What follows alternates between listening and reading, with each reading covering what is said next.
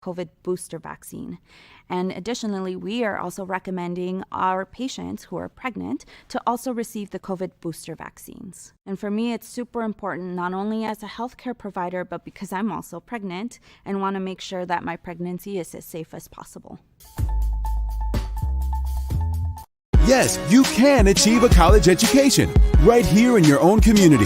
Harcum College's ACE program at the Deliverance Evangelistic Church offers associate degree programs that can help you land a good job and improve your quality of life. I like Harcum and Debbie because I can continue my education. The teachers are great. The atmosphere is great. It's all possible through iLead and Harcum. Call now or check out our Facebook page at Harcum College at Deliverance Evangelistic Church.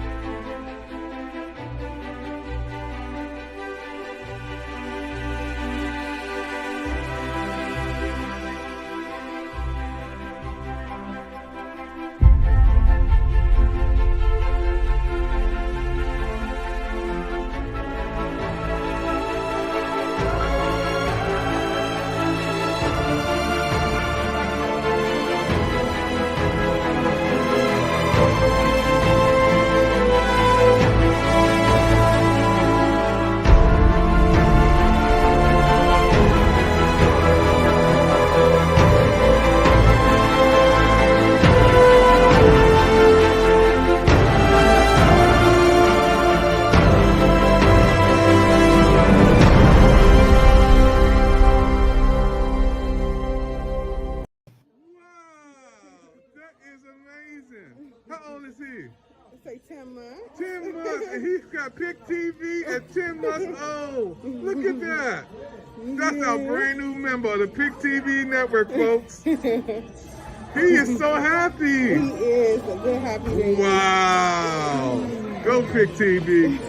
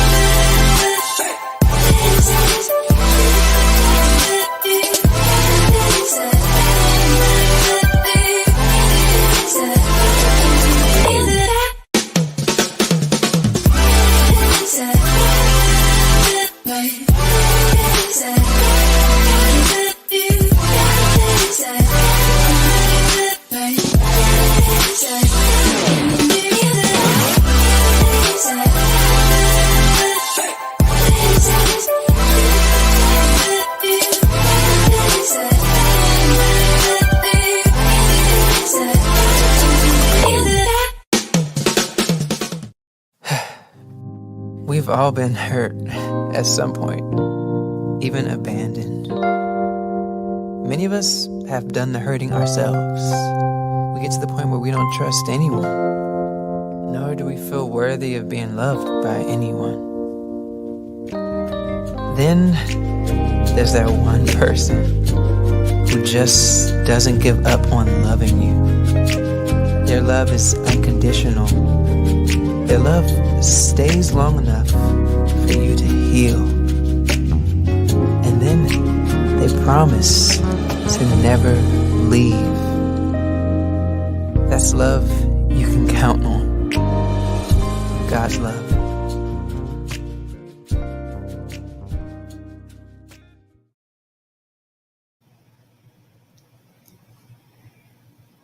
Can't hear you.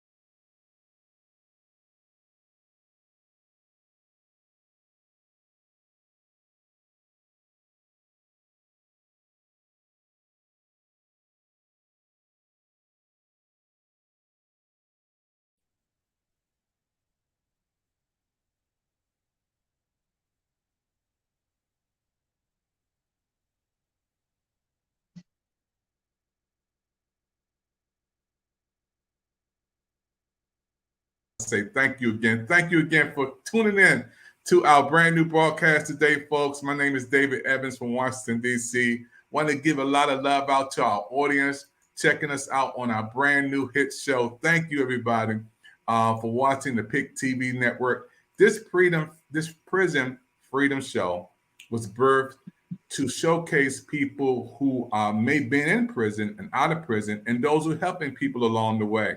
This is our episode number 2. And I want to thank you guys for checking us out, listening, and being a part of this show on tonight. I'm going to bring in my special guest host that's going to do this with me tonight.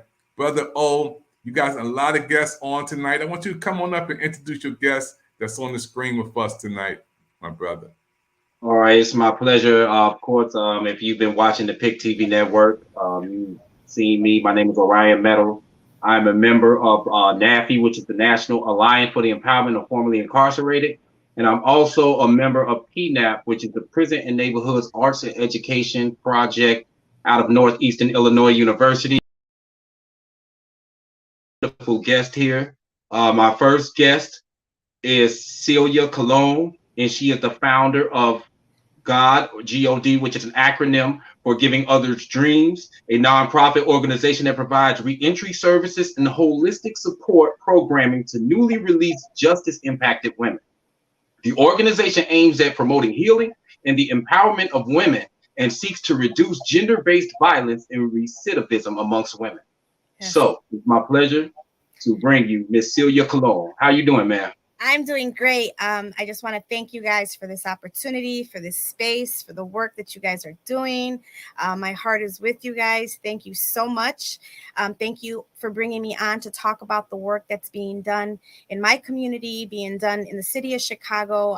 There's so many phenomenal people that have turned their, pain into power and are out here doing healing work, like myself. Like you said, I am the founder of GOD, and GOD was founded out of and birthed out of my pain and my own personal experiences, right? I'm someone who is justice impacted. I've been justice impacted my entire life. I grew up, I remember entering a prison at the age of 4 and being traumatized. I have an uncle that's serving natural life that's still inside of a Michigan prison today. And, I've, as someone who is, a woman who grew up in poverty and with a mother with mental health issues, I've been around violence my whole life. I've been traumatized, re-traumatized. I grew up in the prison system. Went to jail at 17, went to prison at 18, had to do a 15-year sentence while I was still a baby, that was suffering from unhealed trauma myself, from my, from my childhood experiences. And for me, when I left prison and I was given an opportunity to travel, through my job that I had gotten through a reentry program at Roosevelt University, because back in the 90s, they had colleges, we had Pell Grants and things like that. And Roosevelt University used to have a satellite school inside of Dixon, Illinois, where I was at. And I was in their business class before the grants got pulled out. And I'll never forget the relationships you make, right? And it was a couple professors and people that were there that were like, hey, we got a reentry program at Roosevelt University. When you come home, come look for us and we'll help you, restart life.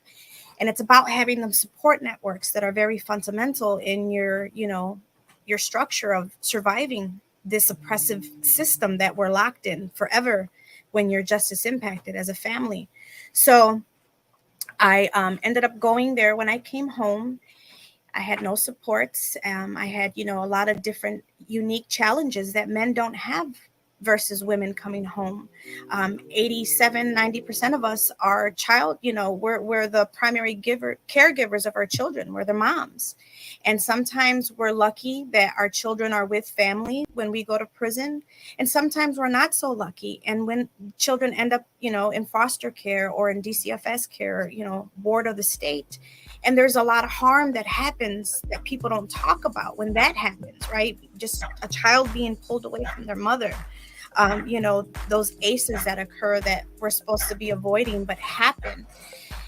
And because of that, all of those things and all of the unique barriers that women have that society is still not catering to, that society is still not supporting women like they should, it's because of that I came home and was able to travel internationally. I started working for a research center, and in the short time that I had worked there, I had came in as a cleaner, but of course I wasn't going to stay a cleaner. So, every time the bell rang and it was time to leave, I would go behind one of the research and ask them, how can I help you? And I learned their job. One of them was pregnant, couldn't travel abroad. They were sick. And that was my opportunity. And I was on parole, but because it was mandatory for my job, leaving the country, this is a girl from South Chicago, never left the hood. And now I'm going abroad, right? And I went to the Bahamas, and I was on this ferry going to Naza, to Paradise Island, where I started thinking about all the women that I had left behind that had a story like me or even worse, that was still full of trauma, unhealed trauma, being traumatized, being harmed in prison. And I said, man, who goes back to help them? Who goes and teaches them the system to success? Who goes to support them? Because you see all these, life coaches and motivational speakers all around the world, healers, but none of them are inside the prisons where healing really needs to happen and where people are constantly being harmed. So that's where GOD was birthed. God gave me dreams and passions to experience the world in a whole different way. And because of those experiences and because I knew life could be different, I never stopped fighting for a different life. I created a life that I wanted for myself, for my family, one that I'm very proud of. And it's because of those experiences I decided that I would be the one to never leave my sisters behind. And I started going back behind the walls in 2001. GOD was always a ministry. It was July 8th, 2020, during the pandemic, that I turned it into a 501c3. Unfortunately, that same year, my little sister was shot and killed the day before her birthday. And it put everything on hold for me. But my work still continued. One thing that I'm always prideful that we do is provide basic needs for women when they come home. The best investment you can make is in people. So we have something called the We Win Welcome Home Care Package. It provides 60 days of basic needs. So everything that you would need when you move into your apartment to clean your apartment, from garbage cans to laundry baskets, the whole nine. We provide those things. It's about a $350 welcome home care package to just help them with the first 60 days to put stuff back on a shelf. We're talking about families that are impacted, not just a person. In Chicago alone, there's only 15 neighborhoods and zip codes that people come home to. And they're on the west side and the south side. I live on the south side. I'm still here. I'm in the 25th district. And in my district alone, there's 300 people that come home a day from IDOC with little to no supports, where there's really not so much economical wealth or opportunity. So adult, cannot take care of another adult at stress, especially with women. Most of the time, women come home to their elderly parent or their sister who's been watching their kids, but also has her kids. So we have to think about that and support the whole house. So we do a barriers assessment, find out how many family members are there. And then we get, the big laundry soaps for families, right? Maybe 2 of them, because maybe there's 8 kids in the house. When we can give people their basic needs, right? Remove those stressors of listening to the chatter of when are you going to get a job and how are you going to pay for this, or you're using too much of that, people will actually absorb training and information that they need, reentry service information, job training, readiness, all of that. They'll be able to absorb healing when they get all the chatter out of their head of how can I help my family, right? We're not coming home with money in our pockets. We don't have jobs. We're still trying to just be home. And then we also provide them with 14 interview attire outfits, 5 or 6 pairs of shoes, purses. We give them their first bouquet of flower. We give them a basket of fresh fruit. The whole thing is that we go to them because we're dealing with people with trauma. So we come to them, the village shows up. We have a note that says, we love you, welcome home. We have resources. My number has been the same number since I've been home for 21 years. So I give it out. I tell them, text me anytime. I'm always in a meeting, but I'm always available via text. And we provide a safe, supportive, healing network that changes things for people. When you come home and you tell them, I'm here, no disparities, no judgment, just here to move you forward with the village, right? With people who've been through what you've been through and know what it feels like to be discriminated, know what this feels like mentally, physically, emotionally, spiritually. And they see that you are successful and that you're out here creating change. They also become empowered, and it changes things for people. And that's the thing that kills me. It's like we spend $90 billion in the prison industry, harming people, collecting data for years what are we doing with the data? We know it don't work. Are they just storing it in a shelf, to become part of history books and keep harming people? And then they don't talk about the generational harm with children that is constantly happening, where our children are wearing our numbers and our scars and paying our debts to society with their innocent little lives. So I wanted to ask you a question. We know that typically the face of incarceration has been a male face. But we know that the numbers have increased over the years of women being incarcerated.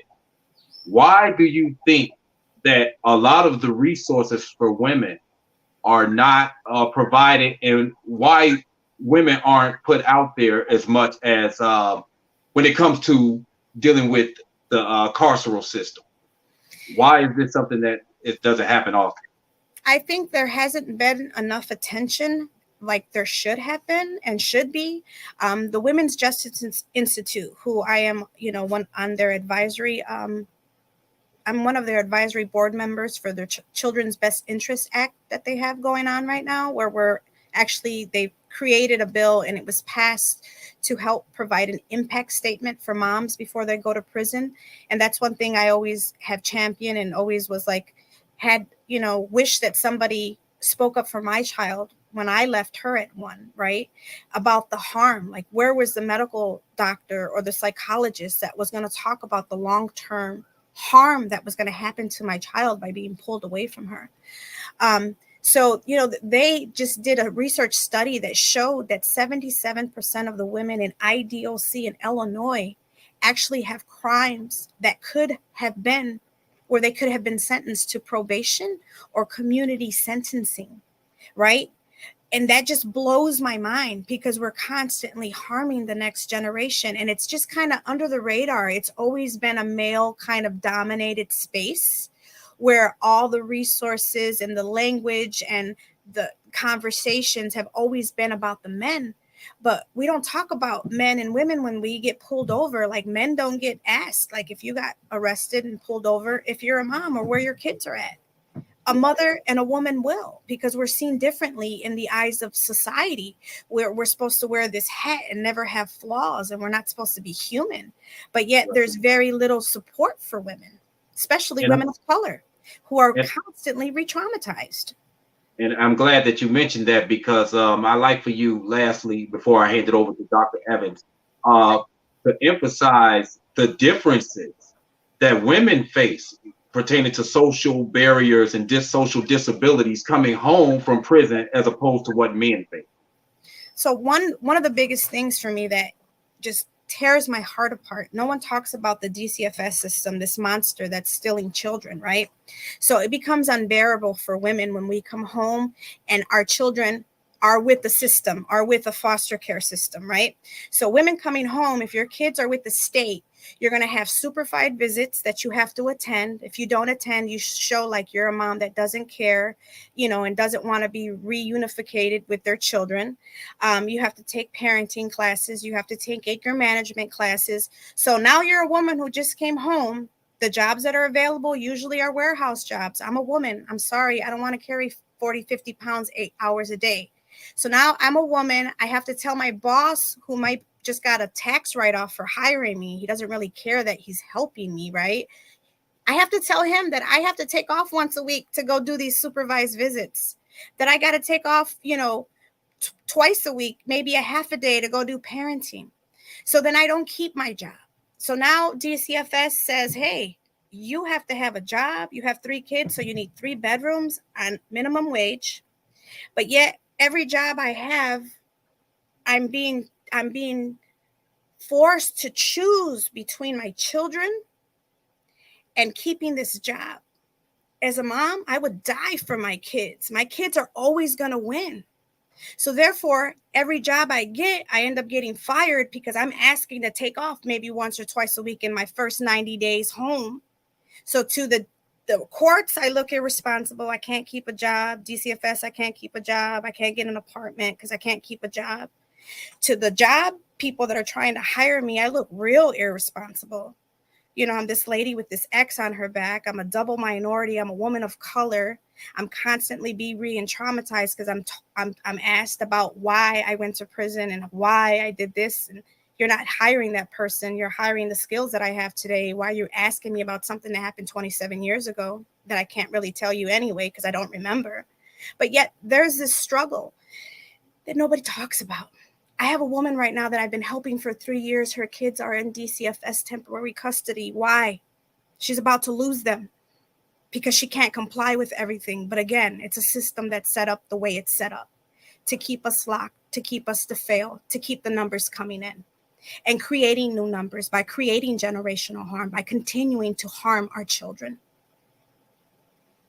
Thank you, Ms. Cologne, for your testimony and for all your hard work that you've been putting in the community. I know that I had seen you find housing for a woman actually some months back, and when I talked to Dr. Evans and we were talking about how we needed a woman to come in because most of the time we end up finding men, and the issues that women have while they're incarcerated and coming home from being incarcerated are often overlooked. And so the first person that I thought about was you, and that's why I had reached out to you, because I had seen the work that you were doing. And I was with you last year when we were last July 3rd, actually, when we were at Cook County, and we were having our Independence Day for those who were returning citizens. So thank you for your work, and I commend you for all that you've been through, and even enduring that through your loss. Thank you. I appreciate it so much, and you were there last year. That's the first thing I harped on, the generational harm. We don't talk about that enough, There's one other thing that I wanted to talk about, the generational harm. So I have one of my captains, one of my, workers who works with me in this field, has a nephew that applied to be an FBI agent, passed the physical, passed the psychological, but when it came to background, because he was related to somebody who had a criminal background, he was not given the opportunity to join the force. Generational harm. When does it end? When can we be fully free? Thank you. Dr. Evans, is there anything you'd like to add? You're muted, sir. Yeah, I know. I'm excited. I'm just listening to you this interview, man. I'm just so happy, to see you guys talking, man, and to have you to spearhead and co-host this show with me and bring on these great folks, to talk about this brand new hit show, the Prison Freedom TV show. When I came up with this show, folks, I didn't know it was going to be this big, first of all. Brother O has come in and he has done a great job to help bring all of these presenters on. This is our second episode. We're going to take a commercial break and he's going to bring on some more folks that's going to really, really light up this screen. So don't you touch that dial. You're watching the PIC TV network all the way from Washington, D.C., beaming it across the world, folks. And we have special guests on from the Windy City, Chicago. All right, folks, we're going to come back with a commercial. Don't touch that dial. You're on the PIC TV network. Don't forget you can chat in right now on PIC TV Network Facebook, PIC TV Network YouTube. You can chat in on Twitter right now. We are on Twitch and on the PIC TV Network channel 1000 Live. So don't forget, folks, you're watching PIC TV Network, brand new hit show. We'll come back with some more information right after this. Hi, on the PIC TV Network. I want to thank everybody for watching the PIC TV Network. Click and play. www.thepictvnetwork.com. We're so happy for all of our viewers watching the PIC TV Network. And don't forget, we have a monthly TV virtual book fair where you can showcase your books, you showcase all of your products on the PIC TV Network. All you have to do is give us a call, yes, on 215-609-5255. We'll give you some information so you can be with us on our TV virtual book fair. Come on and sell your books on TV. Come on and show the world who you are on the PIC TV Network. Coming your way real soon. We're looking to see you on PIC TV Network. Don't watch TV. Just be. Hello, everyone. Did you hear the good news? What good news? The PIC TV network is now airing on Roku all over the world. Whoa, that's so cool. Now you can watch the website www.thepictvnetwork.com. Is that the one with David Evans? Yeah, David Evans is the president. So let's support the PIC TV network. Yes. Sounds good. Wow, that is amazing. How old is he? Say 10 months. 10 months, and he's got PIC TV at 10 months old. Look at that.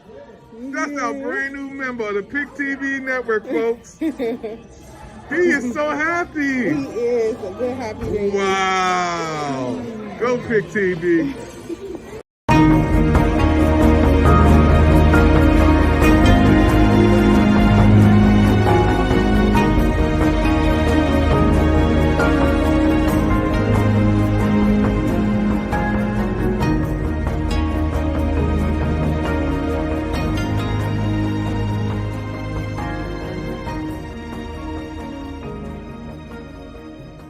Timmy, man, I'm popping with good vibes because the PIC TV network is on Roku with free channels. I want everybody to help my bro David Evans and PIC get it love. Y'all, it's your boy Ro Timmy, man. I'm popping with good vibes because the PIC TV network is on Roku with free channels. I want everybody to help my bro David Evans and PIC get it love. Hey, the PIC TV network is on the move, everybody. I told you that we were going to touch the world. Yes, the PIC TV network, your network, the People's Investment Channel is on right now all over the world. You don't want to miss the new shows and programs.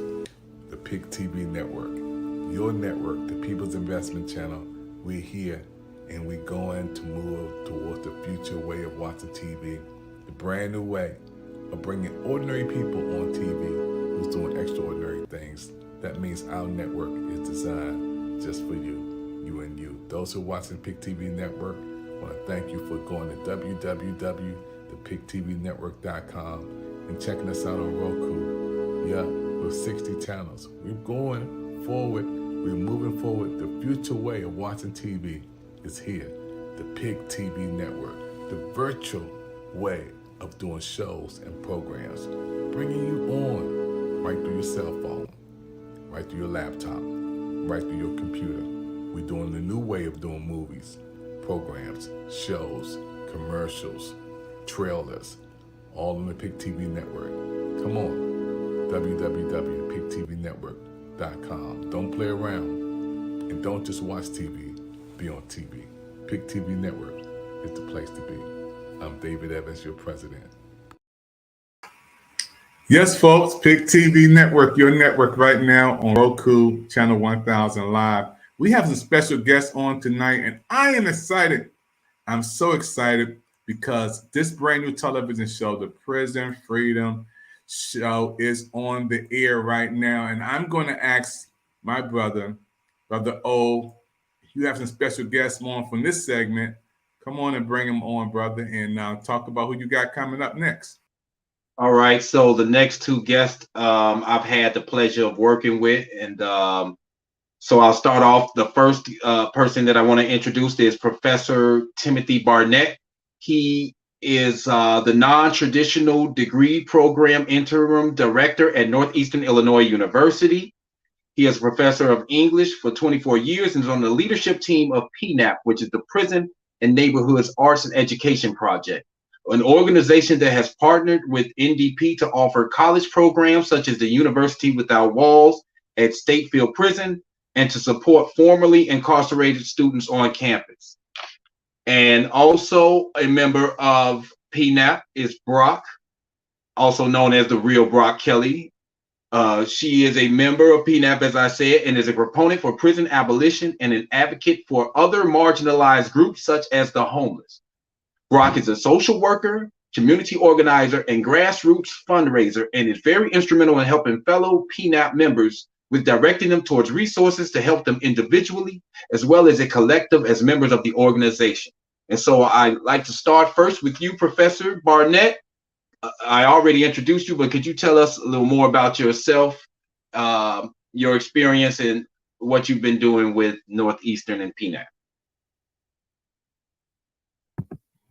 Sure. Thanks, Orion. It's great to be here. Thank you, Celia, for your story and for your work. Appreciate all your efforts. One thing that really resonated with me that you talked about was working and supporting people as part of a network, part of a village.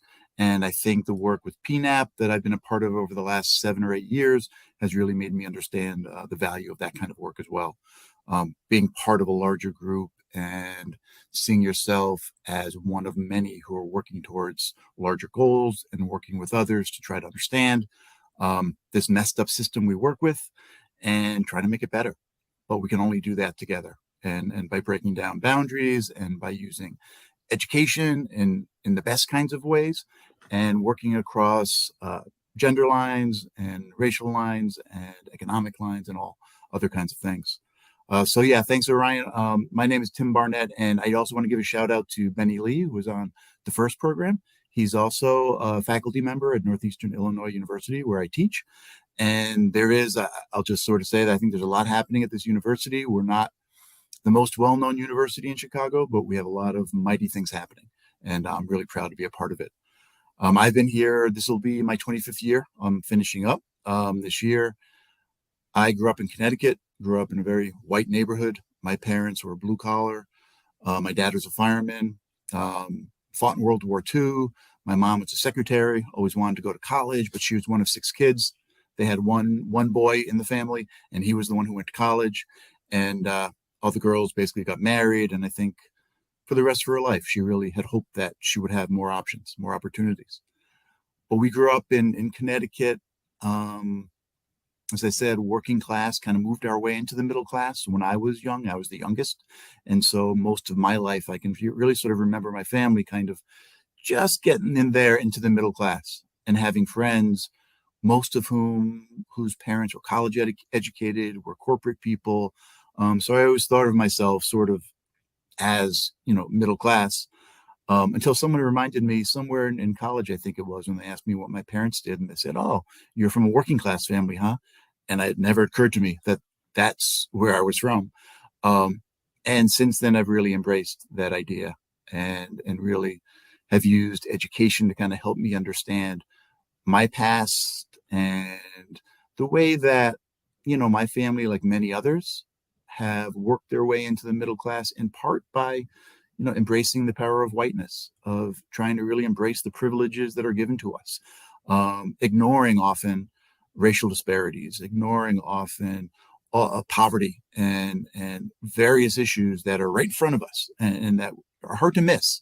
And yet it's part of, I think, the white middle class ethos to kind of push that off, act like it has nothing to do with us, and that we're not connected to that. And so part of, I think, what I've been doing as a faculty member at NEIU and then as a member of PNAP has been trying to sort of break down those things that I've been taught in terms of, my future is all about just me as an individual. I'm not connected to the rest of the world. And trying to really sort of rethink and relink back to the world that I am absolutely a part of and need to take responsibility for and need to work with in various ways. So I got involved with the Prison and Neighborhood Arts and Education Project about 7-8 years ago, first through my colleague Erica Miners. Erica is a pretty well-known prison abolitionist. She's known internationally as an activist, as an academic, as a scholar. She fights for women's rights. She fights against incarceration. She fights for queer rights, and across the spectrum, she is really sort of working hard in every avenue, in every place, for every person. She's been working, as I said, with prison work for 20, 25 years. We've known each other about 23 years. And she helped start the first accredited high school for people leaving prison at St. Leonard's High School, which became Sister Jean Hughes High School. Sister Jean passed away. She founded the high school with Erica probably 20 some years ago now. Sister Jean passed away about 5, 6, 7 years ago, and they named the school after her. I taught at that school for a while. When Erica and Sarah Ross started PNAP in 2011, there was really nothing happening in the prisons.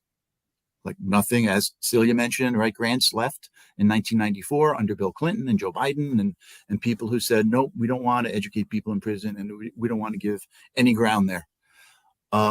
Since then, it's been tough. It's been tough on schools and academics and others who want to teach, and most just simply left the field. Erica and Sarah went in, started PNAP.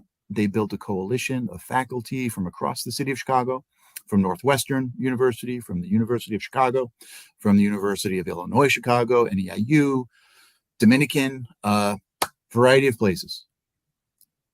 Just kind of went in and said, we're here, we want to teach. And they dared the prison to keep them out. It was not easy. The prison does like to keep people out, doesn't want people to see what's happening inside. But the operation grew. I got involved a few years later, and I'll just end with this in terms of my role. I started teaching at Stateville in, I guess, 2014 or 15, and Erica's, this was really her idea, was thinking about how do we work with NEIU's non-traditional degree programs at Stateville. And our non-traditional degree programs, as you know, Orion is a member, a part of our University Without Walls program. There are many great things about them, but one of the really exciting pieces is that these are programs that can offer people who have significant learning, maybe learning from books that they've read on their own, books that they've read as part of community groups or book groups, knowledge that they've gotten from community activism, knowledge that they've gotten from the work, any kind of deep learning we can offer credit for, even if it's learning that's outside of school. So University Without Walls, for example, we look to people who are artists, people who are musicians, people who are business people who are teachers and social workers who have been doing work for years and years and years and have all the knowledge you could imagine in that field, but don't have a degree and maybe don't have a single college credit. Our program, University Without Walls, can offer people credit for that deep experience that they have and offer them an expedited way or an efficient way to get to a degree based on that deep learning they have. And again, even if it's outside of school. And there's so many people, but especially people who have been marginalized and people in prison who have deep knowledge. And I think one thing that I guess I knew, but still surprised me when I started teaching at Stateville was the depth of the legal knowledge that people had. People who had been studying the law for 10, 15, 20 years, who had represented themselves, who had represented other people, who had won motions, who had won appeals, who had some of the students we work with at Stateville have worked with politicians to help write laws. They're heavily involved in our community, despite the fact that people think of them as completely out there somewhere and separate. They're a part of our world and they're active and they're learning all the time. And so what we're able to do through PNAP classes, which we've been teaching since 2011, but which are not credited, we were able with University Without Walls to basically give a kind of credit for the classes, for the legal learning, for all the knowledge that these students had been gaining in all kinds of ways. And we had our first cohort of students start in 2017. Our first 8 all graduated in 2019, 2020. We enrolled 5 more students right around COVID. That's been a little bit tricky, of course, like it is for everybody. But those students will graduate in December, and we're bringing in 10 new students from Stateville into University Without Walls this summer. And so that's our biggest cohort, and we hope to keep going. And I'll stop there for now. All right, thank you, Professor Barnett. So, Brock, I'd like to ask you, go into your history, your experience, and what brought you here to want to be a member of PNAP. Yeah. Hi, everyone. Grateful to be here. Celia and Tim, so much respect to both of you. Just very humbled to be in this. Well, folks, this show is amazing. You know, it's a lot of people watching. Brother O, I want to bring you back up, man. It's amazing when you hear him talking. There we get.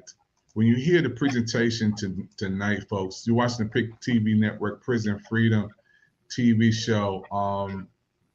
Tim, I'm just so excited, man, when I'm hearing you speak so intelligently and wanting to give back. Right behind us is the White House. I live not too far from there, and the Capitol Hill. Are we doing enough, Tim? Can we do more? We can absolutely do more. We're not doing nearly enough. One thing that we do have in this state that PNAP was partly responsible for getting running, but the Education Justice Project at the University of Illinois was really responsible. It's a state task force, which is looking at the state of higher ed and prison across the state. And we know that Stateville Prison, which is maximum security, it's close to Chicago. We have, in 2011, as I said, there was nothing happening. PNAP came in, DePaul University came in with some classes. About 5 years later, North Park University started classes, and they have a master's degree program there. And about a year after that, Northwestern University came in, and they have a program. So Stateville, still not enough, but there's more there than anywhere else in the state. Most of our prisons have nothing. The state law requires GED, training, teaching, and testing. Even that, many people try to get into GED programs, and the wait list is so long. The technology doesn't work, if there's any technology at all, depending on the prison they're in. It still really is basically, despite the fact that's a law, it's really not available for most people. And college education at this point is by and large not available at all throughout the state of Illinois. So the state task force was started by people interested in changing that, including IDOC, and I give them credit, the Illinois Department of Corrections. And I'm speaking to them on Thursday, but we're trying to figure out, like, how do we build, and how do we build in places that are in farm towns, that are not close to Chicago, that are not close to multiple universities who may be interested in coming in. So there is much more. And I think the only other thing I'll add is that one thing that I've learned, and learned very well, I'd say, is that, we need to be led by people who have been systems impacted. We need to be led by people who are in the system right now, and people who are outside, but who have experienced all of the tortures that our systems have to give, and who have the kinds of knowledge, the legal knowledge, the personal knowledge, the kind of analysis that someone like myself does not have. And we need to sort of really change the way we think and start, or I should say, stop looking to politicians, stop looking to academics, stop looking to, the traditional leaders, and look to the people who have been most affected to really help us find better ways. And so I think when we really decide to do more, we're going to go more and more down that path.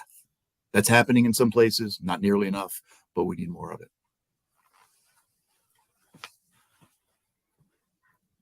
Okay, so Brock, going to you. I know that you came from Virginia.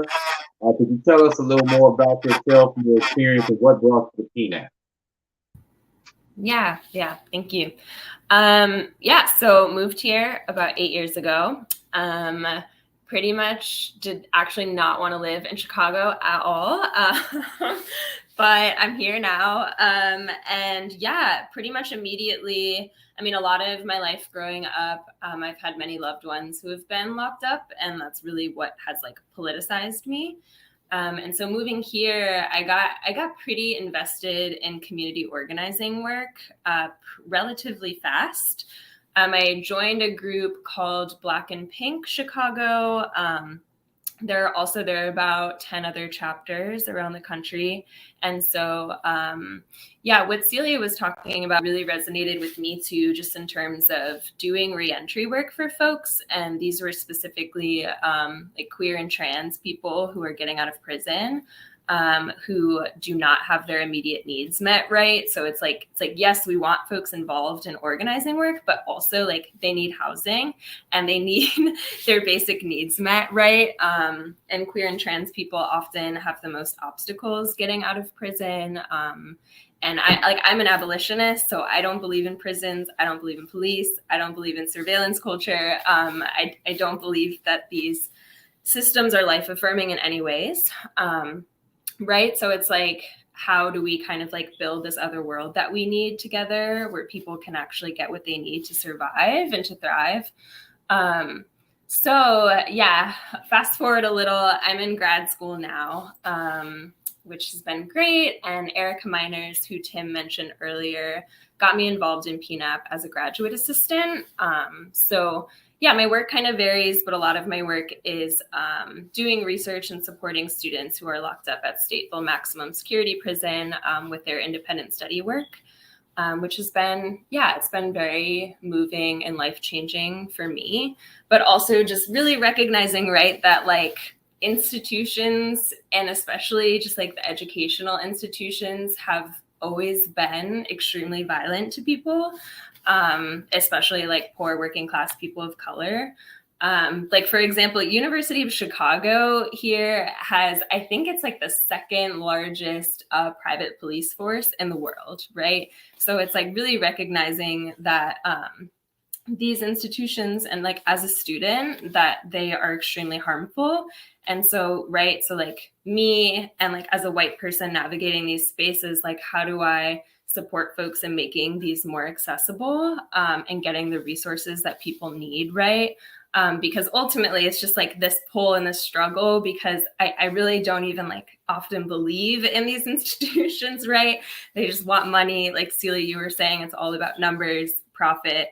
And so it's like, how do we actually just make education free for everyone and accessible for everyone, especially folks who are locked up? And I remember Monica Cosby talking about, who's like an amazing abolitionist, formerly incarcerated, doing a lot of really incredible work here in Chicago, just talking about just how like important getting any kind of access to education is inside, and how we, on the outside often just really take that for granted, even just getting like the privilege of learning and having this institution. So really just like, I think, Tim and Erica and so many others have done so much work. And I'm really interested in like how we build communities with more formerly incarcerated folks on campuses, so folks can feel less isolated, and that they can like build together. So that's some of what I've been doing.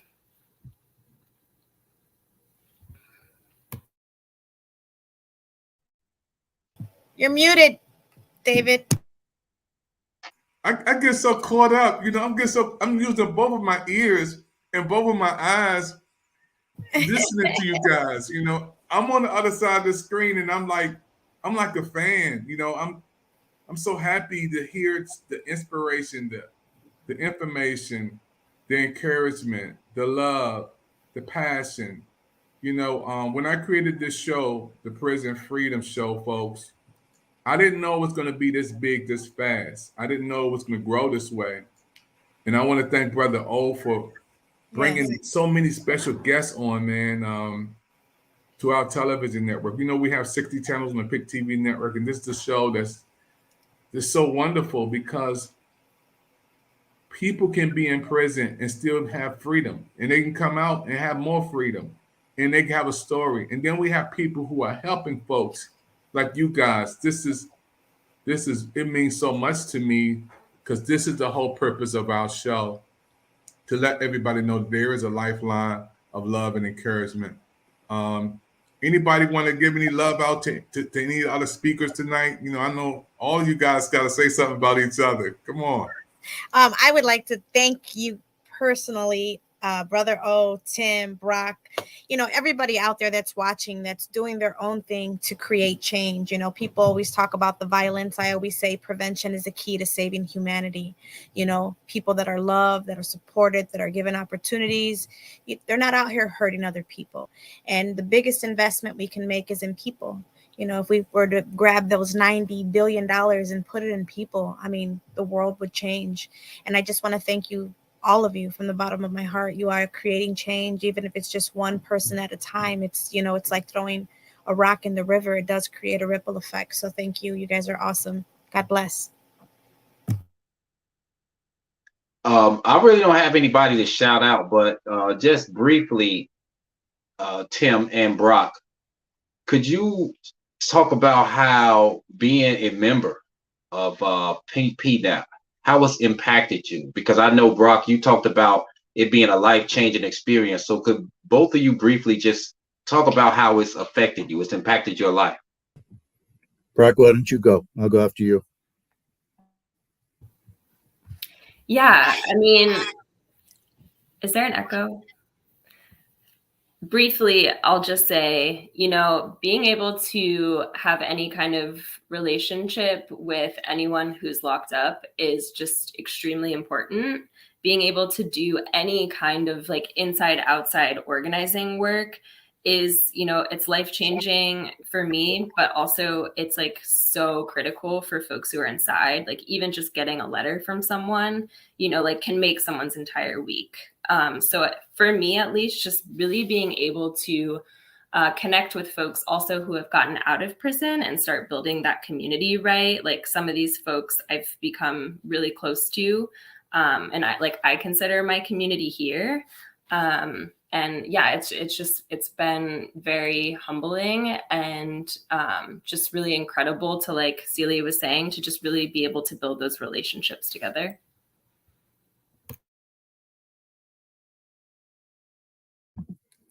And so maybe I'll speak to a couple things.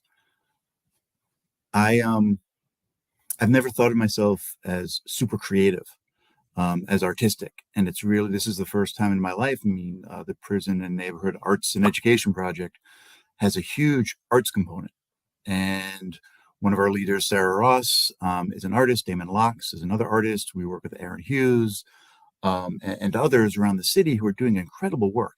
And there's something really challenging and invigorating and moving to me about people who spend their lives creatively trying to understand the world in new ways through art.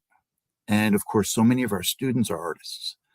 And so I don't consider myself an artist, but I've been really kind of pushed, I guess, hard to think about my own relationship to creativity, to art, to imagination, and how those things apply to things like prison abolition and political ideas as well.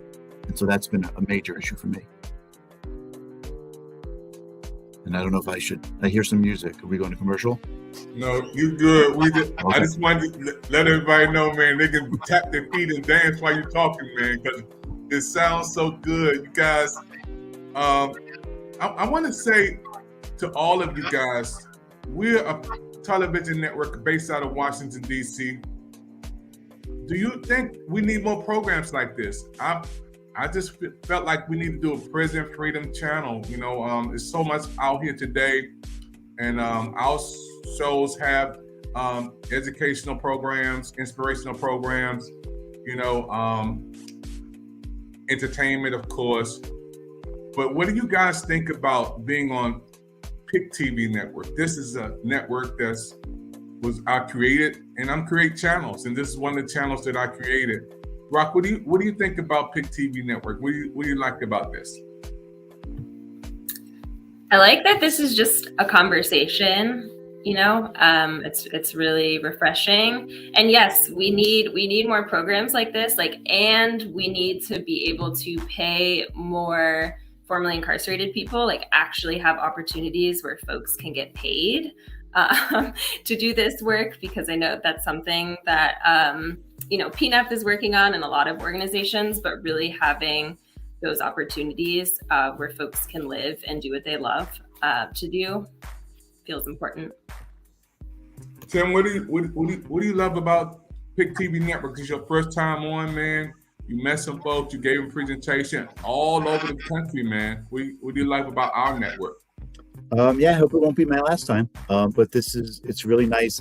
I really appreciate having Chicago represented, both in the first show and this show.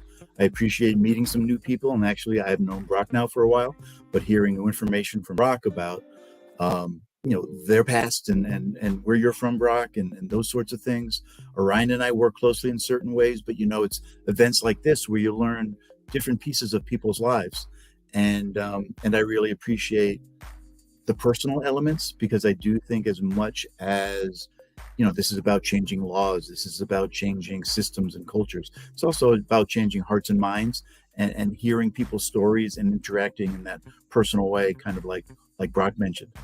The only other thing I'll add too is that, do we need more programs? I think I mentioned before that yes, of course, but I also want to think about Angela Davis's organization Critical Resistance and the idea of prison abolition, that as much as we want to figure out ways to support people who are incarcerated, we also don't want to make better prisons. We also, as we want to figure out ways of supporting people who are in prison, want to figure out other alternatives to prison. The idea of PNAP is that we shouldn't exist in 20 years the way we are, because there should not be prisons the way there are now, where people are basically thrown away and put into dark cells with no light, no books, no communication. And so, it's an interesting balance to try to think about, how do you both think about being really supportive, expanding programming because we need it, but also keeping that larger goal in mind of, how do we dismantle this system that has been, as Celia eloquently said, just really so harmful to so many and does really no good for anyone. When I hear you guys on talking, it's just a blessing to get education and to see that we are a network that's out there pushing something positive. This show is going to be repeated on all social media platforms and on the Pick TV Network channel 1000. Queen, we have the Queen on. Queen, talk about what you love about being on Pick TV Network, our network. This is your first time on. Yeah. So first of all, I love the name, right? I love everything behind the name. That alone gives us a lot of power, because you're giving it back to the people, and it's the people that create change. It's the people that have the power, and sometimes we forget how powerful we really are. For me, it's it's an honor to be able to share and really talk about not just my life experience. I always say that when I'm speaking somewhere, because I'm on the front lines and I'm listening to trauma every day and I'm impacted by trauma every day, that when I'm speaking, I'm not speaking just for me. I'm speaking for thousands that look just like me, that don't have this opportunity to share the horrific things that are happening behind closed doors, that America should be shamed about and shameful, about what they have done to people like me and you for generations. Mass incarceration is just another form of slavery, and we know that. We understand that. We see the education, we see the map, we see the trail, we have all the data. I just don't know what they're doing with it. It's like, just keep spending money on collecting data, hurting people. And for me, being able to talk about these things and given a space to open up somebody else's heart and mind and compassion about what's really happening, I think is very, very powerful, because we're able to, I always say that the tongue paints what the eyes can't see. And I think that when we're able to share that, and when we're able to be uncomfortable and be vulnerable and share our pain, is when change happens. So I'm just grateful and thankful. We're happy for all of you guys being on the Pick TV Network. Your first time, it will not be your last time. Brother O, you did it again, man. We talked today. You're my right-hand man for this television show.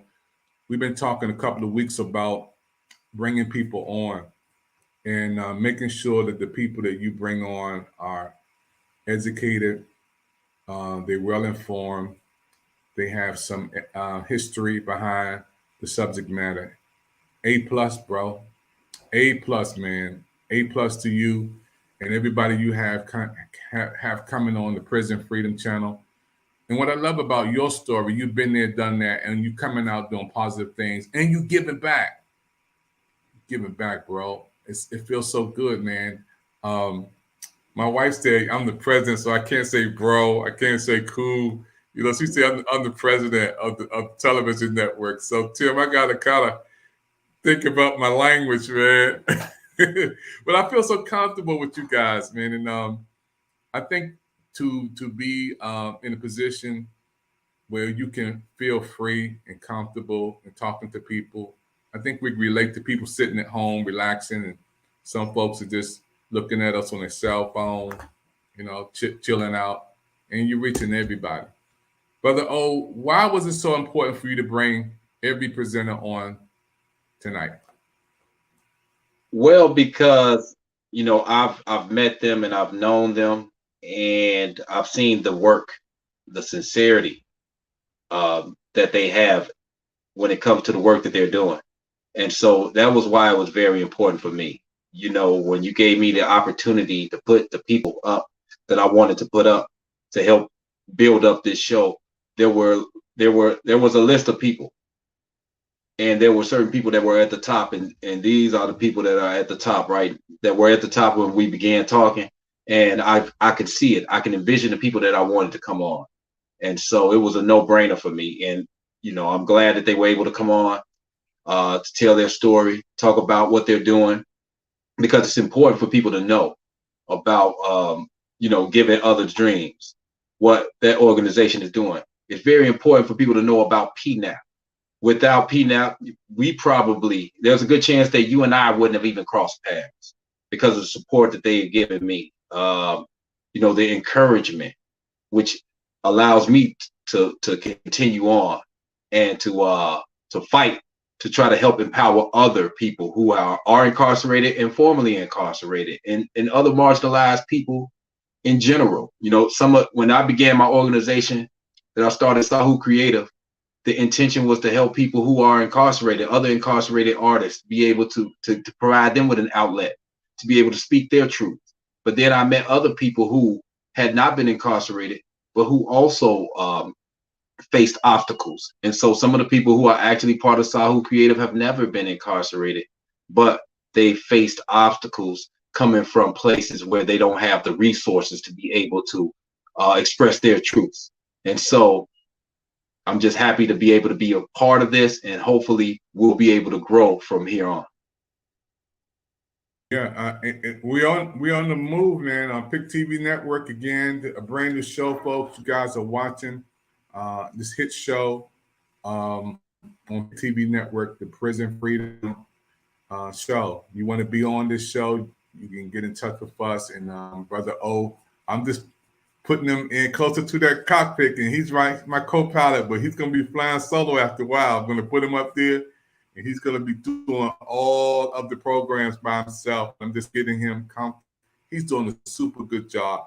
Now, folks, we're going to have everybody to understand that your support helps us so much because, again, those who are watching these programs, it costs for us to do what we do, and all these platforms cost.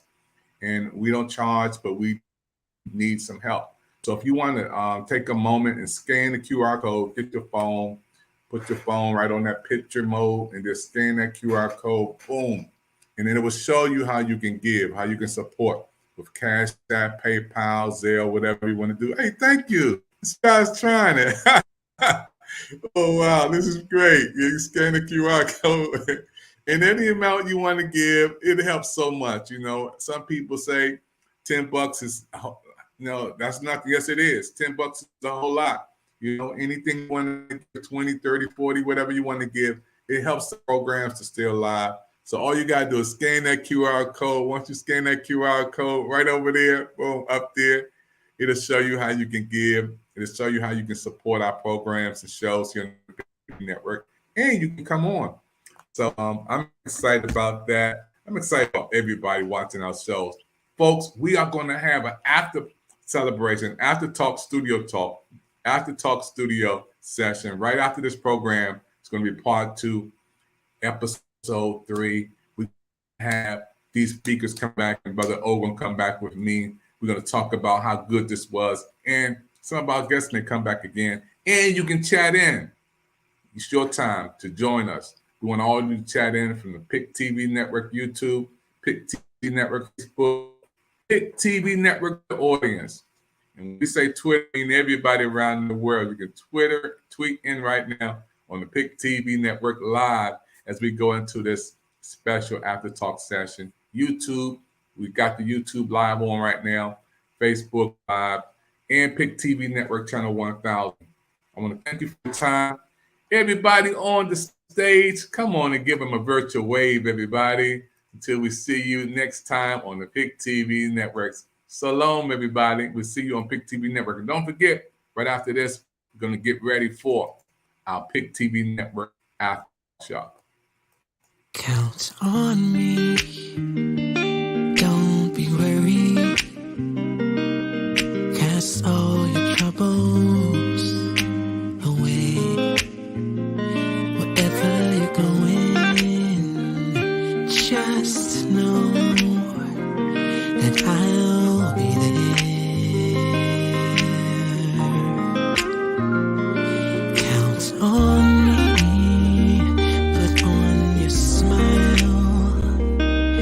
No need to frown, 'cause I'm here. Just look to me.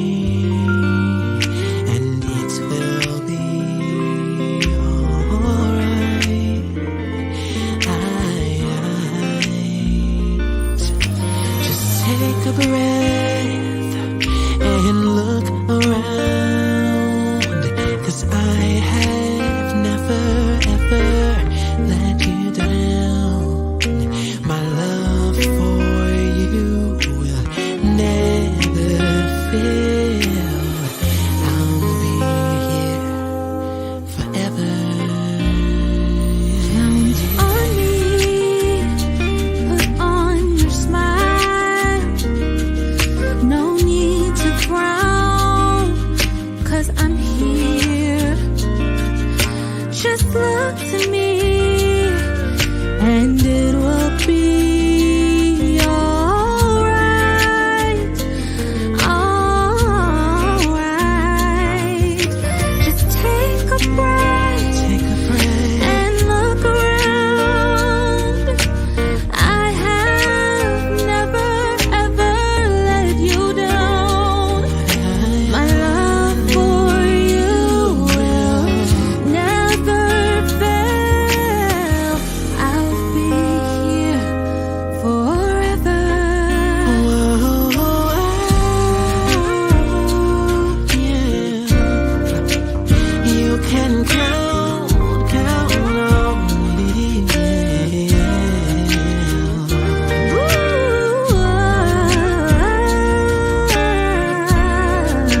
But you can count on me. I know you're worried, you're afraid, but trust me, you can count on me. Said I'll always be there, I'll never leave you. I know the others have failed, but I will be right there for you. Just take a breath and look around. I'll never let you down. And I never will.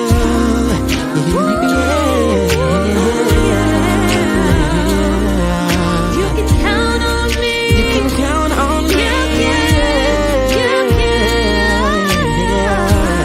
I said I'll never let you down. People come and they go, I'll never but I'll be. You can count on me.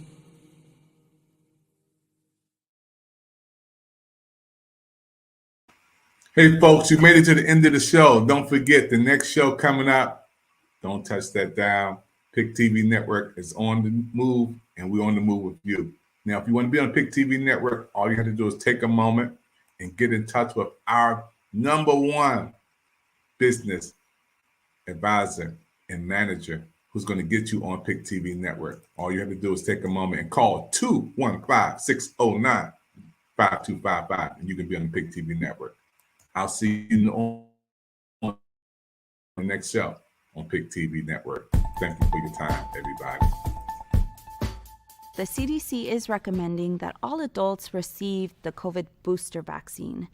And additionally, we are also recommending our patients who are pregnant to also receive the COVID booster vaccines. And for me, it's super important, not only as a healthcare provider, but because I'm also pregnant and want to make sure that my pregnancy is as safe as possible.